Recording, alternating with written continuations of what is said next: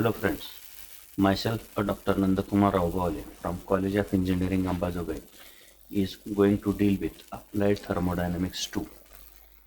This is introductory lecture about Applied Thermodynamics 2. In today's lecture, we will discuss about the course content of Applied Thermodynamics 2 in brief. And next lecture onwards, we will start with the actual syllabus of this course. So here in this Applied Thermodynamics 2, we have got 6 units. Out of 6 units, first unit is about fundamentals of IC engine. Then in this fundamentals of IC engine, you are going to study power cycles and combustion of fuel. Already the combustion of fuel you have studied in Applied Thermodynamics 1 and to some extent power cycles also you have studied in Thermodynamics 1. Then unit 2, various engine systems you are going to study. In this unit 2, you are going to study engine testing and performance of spark ignition engine and compression ignition engine. So how to test the engine, what are the parameters that are to be measured for knowing the performance of spark ignition engine and compression ignition engine, you are going to study in this unit 2.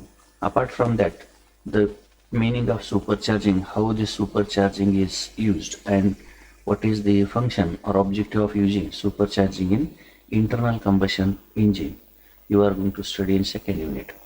Then engine emission and control. So what are the constituents of flue gas coming out of this engine after combustion of fuel and how to control the harmful emissions coming out of the engine after combustion of fuel, that you are studying here. Then alternate fuels for spark ignition engine and compression ignition engine, that is petrol engine and diesel engine generally we call. So what are the other alternate fuels that can be used to save the conventional fuels which right now we are going to use. So this is also studied in this unit 2. So unit 1 and unit 2, these two units are given here as in the same way which are given in the subject of internal combustion engine. Therefore these two units will be covered in detail in this subject of internal combustion engine. From third unit onwards, we are going to cover in this Applied Thermodynamics 2. So third unit in this Applied Thermodynamics 2 is refrigeration.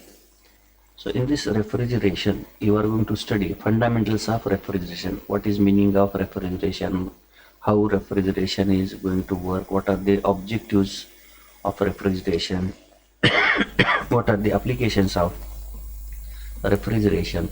You are going to study in this fundamentals of refrigeration. Then unit of refrigeration, how refrigeration is measured, what is the unit of measurement of refrigeration. Then application of refrigeration, where this refrigeration is being used and what are the advantages of using this refrigeration at various applications or various places. Then methods of cooling. So what kind of methods are used in cooling of substances or cooling the space? So that also you are going to study in this refrigeration. And third one is a refrigeration system, various refrigeration systems. So how the refrigeration system works and what kind of refrigeration systems are in existence. For example, vapor compression refrigeration is used in domestic refrigerators, and some of the refrigerating systems which are known as vapor absorption refrigeration, then evaporative refrigeration system. So such type of refrigeration systems are used in our various applications depending on the type of use as well as the availability of resources. So you are going to study types of refrigeration systems. Then thermodynamics of refrigeration, how the heat is transferred from system to surrounding and which are the laws applied to the refrigeration system, on which principles this refrigeration system works. So generally what we say, the refrigeration is nothing but the extraction of heat from a closed space and rejecting heat to the surrounding. So here generally heat does not flow from a space at a lower temperature to the space at higher temperature, but here it is made forcibly to transfer heat from a space at lower temperature to a space at higher temperature, from system to surrounding. So what is the mechanism how this heat is transferred is studied in thermodynamics of refrigeration. And then air refrigeration system. So in this case the air is used as a refrigerant in this system, and how this air refrigeration system works as a works for achieving the desired effect, that is cooling effect. And vapor compression refrigeration system, in this case the vapors of refrigerant are compressed in order to carry heat from the system to surrounding. So how this vapor compression refrigeration system works and what are the components of vapor compression refrigeration system, that we are going to study. Nowadays the vapor compression refrigeration system is used at all the places. So 95% of refrigeration systems that are being used are vapor compression refrigeration system. Then we are going to study in third unit only theoretical and actual cycle, how this refrigeration cycle theoretically works and how actually it transfers heat. What is the difference between theoretical and actual refrigeration cycle? Then use of pH, pressure versus enthalpy, temperature versus entropy charts for solving the problem. So in this problem the conditions will be given and the amount of heat to be transferred and coefficient of performance to be measured will be studied. Then the various effects on system performance. So what are the parameters which affect on the system performance? So that we are going to study this. And then refrigerants, what kind of refrigerants are used? So what is the properties of refrigerant, which kind of refrigerant is treated as a good refrigerant, qualities of good refrigerant, that you are going to study. And nowadays what we can prefer, which material, which substance has to be used as a refrigerant. Some of the refrigerants are environment friendly and some of the refrigerants are harming to the environment. So which refrigerants one has to avoid to use it and which refrigerants have to be preferred in general. So that is to be studied in these refrigerants.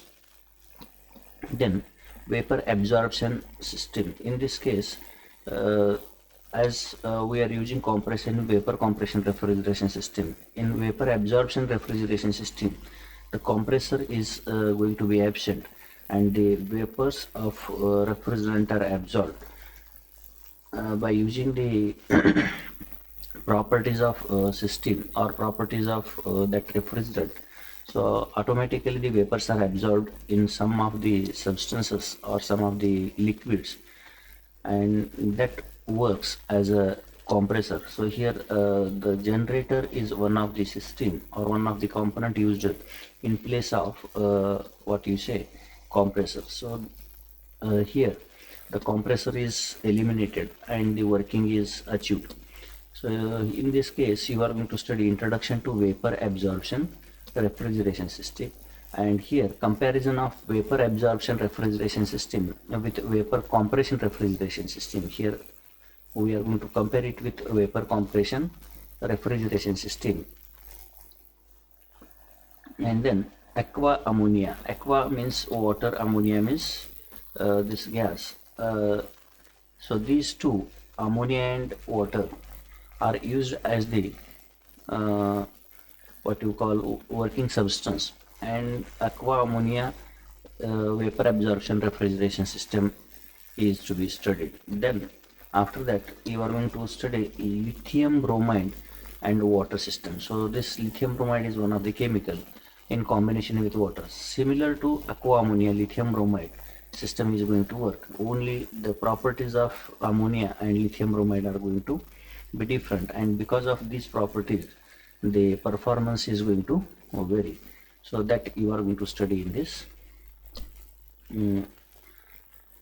vapor absorption refrigeration system. Two types of vapor absorption refrigeration systems, that is aqua ammonia and lithium bromide water system. Working principle will be same, only the substance used is going to be different. Air conditioning. So next unit is fourth unit is air conditioning. So here, what is air conditioning? So the air which is being circulated in a closed space is conditioned.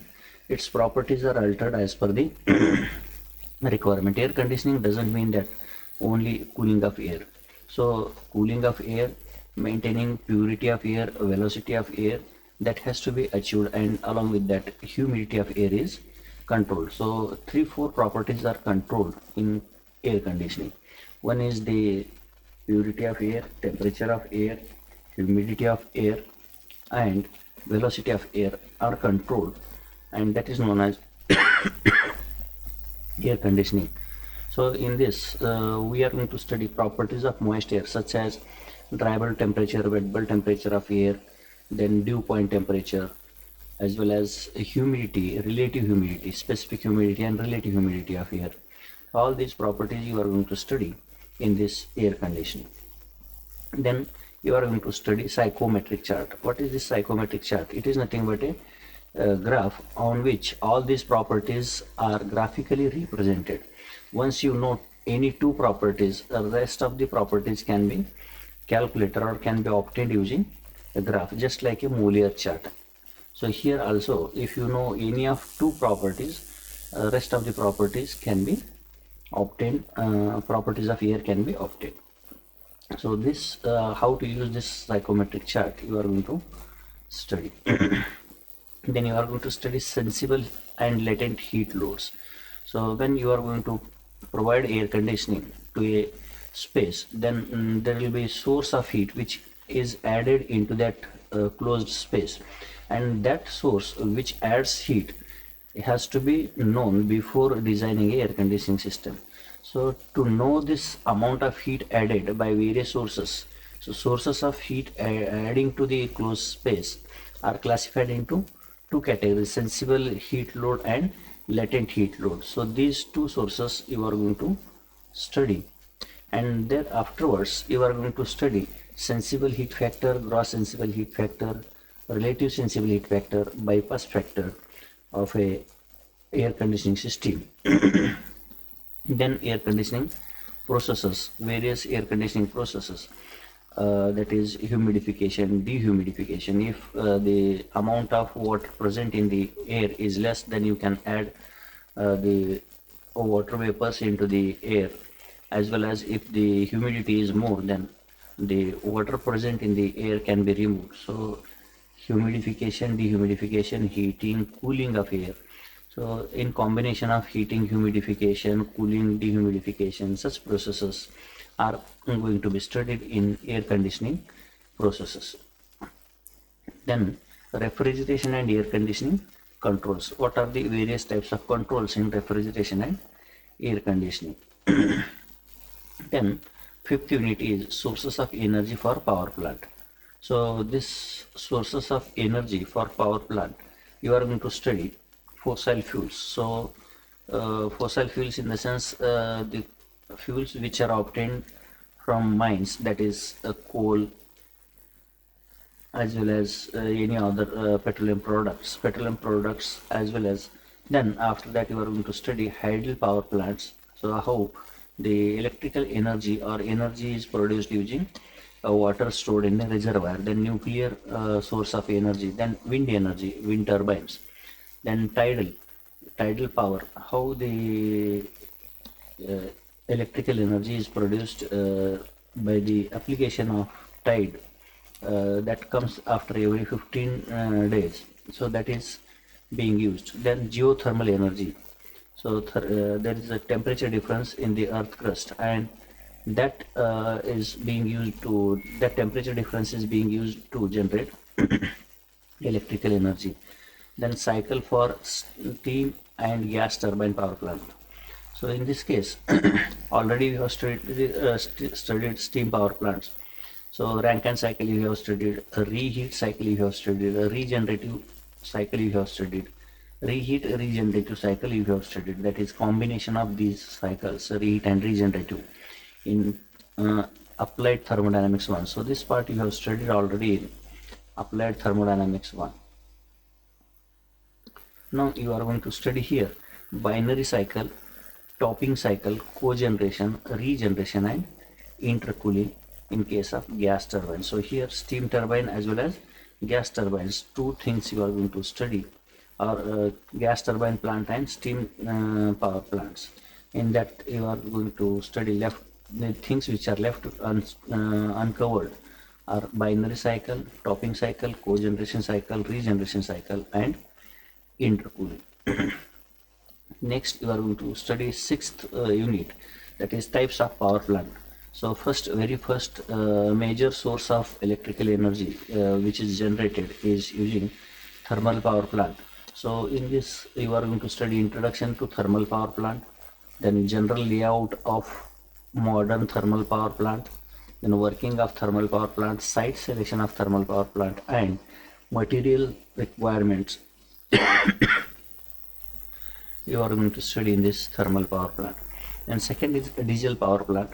In this diesel power plant you are going to have an introduction, field of use, where this diesel power plant, in which industries this diesel power plant is used, then plant layout, comparison of diesel power plant with other power plants you are going to study in this diesel power plant.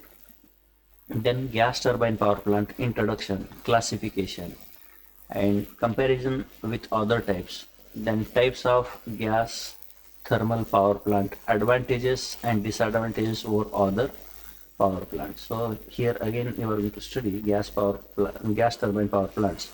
Then hydroelectric power plant. So hydel power plant, that generally electricity is generated by the water stored in the reservoir. So in this you are going to study introduction, then general layout of hydroelectric power plant, site selection of hydel power plant, classification of hydroelectric power plant, advantages of hydroelectric power plant. So here this is one of the power plant where electricity is generated with no pollution, or green energy is produced. Only the disadvantage of this hydroelectric power plant is the water reservoir which is to be constructed, and that occupies large space, and that space is only used for storing water, and a human being cannot use that for agricultural purpose or any other purpose, but it helps for human being to cultivate it as a fishery source, or fishing can be done. So that generates new opportunity, whereas ceases the use of the land for any other purposes. Then next one is nuclear power plant. This is one of the emerging source of electrical energy. So introduction to nuclear power plant, nuclear reactions, nuclear fuels, site selection, components of a reactor, types of reactor, material requirement, effect of nuclear radiation, disposal of nuclear waste, safety requirements of nuclear power plant. So this is one of the major source in future, whereas along with this source some of the disadvantages are adhering with it, and those disadvantages are nothing but disposal of this nuclear waste is one of the major problem associated with nuclear power plant, and safety is also one of the major problem or difficulty that is being associated with a nuclear power plant. So how to maintain safety, and how to dispose the waste, nuclear waste, are the major challenges associated with the nuclear power plant. So these are the things that you are going to study in this applied thermodynamics 2. So this applied thermodynamics 2 is combination of 3 to 4 subjects. One is internal combustion engine, then second one is refrigeration and air conditioning, third one is power cycles, and fourth one is power plants. So this is nothing but combination of 4 subjects. Out of this first part, internal combustion engine, the syllabus content given in this applied thermodynamics 2 and content given in internal combustion engine is very similar, 100% similar with internal combustion engine. Therefore we are not going to discuss first 2 units in applied thermodynamics 2. So those 2 units will be discussed in internal combustion engine, which will help you in 2 subjects. So the part of internal combustion engine you must study very seriously because it helps you in 2 subjects. So apart from this, the books that you are supposed to be used are textbooks are Ganeshan for internal combustion engine, CP Arora refrigeration air conditioning, Stoker for principles of refrigeration and air conditioning, PK Nag for power plant engineering, then EL Vakil power plant technology. Then reference books are, so these are the reference books that you can use, as well as it is suggested for you to go for NPTEL lectures on nptel.com IIT Kharagpur. So you may find some material from this NPTEL lectures. If you have registered or if it is possible for you to register online to attend this NPTEL lectures, you may register and you can attend those lectures also. So as a one of the source for information. So the majority of books are available. So ASRE books may not be available in our library, but rest of the books are available in our library.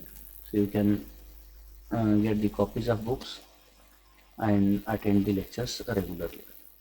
So next lecture onwards we will be starting with detailed study of unit refrigeration, and one by one we will complete the syllabus. Thank you.